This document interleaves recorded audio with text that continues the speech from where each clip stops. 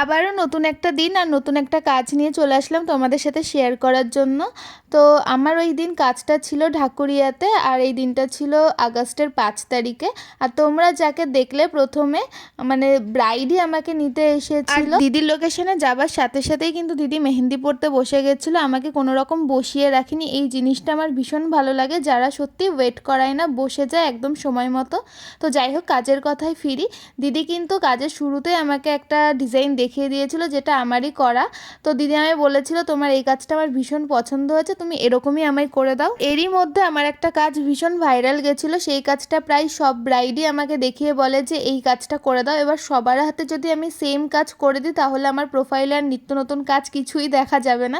যার কারণে আমি একটুখানি এইবার অন্যরকম করার চেষ্টা করেছি। আমি ভেবেই নিয়েছি যে না, একেবারে সেম কাজ এবার আমি করব না, একটুখানি আমি ডিফারেন্ট রাখবো। আর আমার কাজের ভিডিও দেখে কিছু ভাই বোনেরা কমেন্ট করে বলেছে যে আমার কাজ তাদের ভীষণ ভালো লাগে, আর তাদের নামগুলো নেওয়ার জন্য।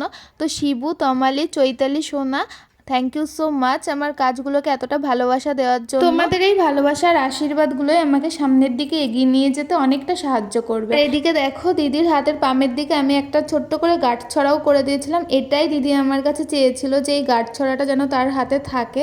তো সেইভাবে আমি করে দিয়েছি, যেটা ব্রাইড বলে সেটা তো শুনতেই হবে। একটা হাতের ফ্রন্টের সাইডটা তো প্রায় কমপ্লিট হয়ে গেছে, এখন আমি ফিঙ্গার টিপসগুলো ফিল করছিলাম।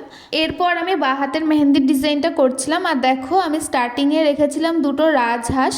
প্রত্যেকটা মেহেন্দির ডিজাইনের স্টার্টআপগুলো একটু অন্যরকম হলে দেখতে ভালো লাগে, তো সেইভাবে আমি ওই জন্য এবার একটু অন্য কিছু করার চেষ্টা করেছি। এখন আমি করছিলাম লোটাস ডিজাইন, আর লোটাসটা তো এখন প্রত্যেকটা ব্রাইডই চাই, মানে লোটাস ছাড়া কোনো ডিজাইন মনে হয় না যে সম্পূর্ণ হয়েছে।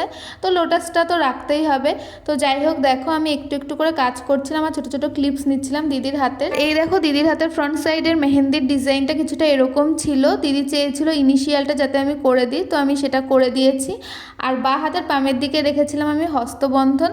তো ডিজাইনটা আমার কাছে ভীষণ ভালো লেগেছে, আর দিদি বারবার বলছিল যে তারও ভীষণ পছন্দ হয়েছে। আর এটা হচ্ছে দিদির হাতের ব্যাক হ্যান্ডের মেহেন্দির ডিজাইন। তাহলে চলো, আজকের মতো এইটুকুই।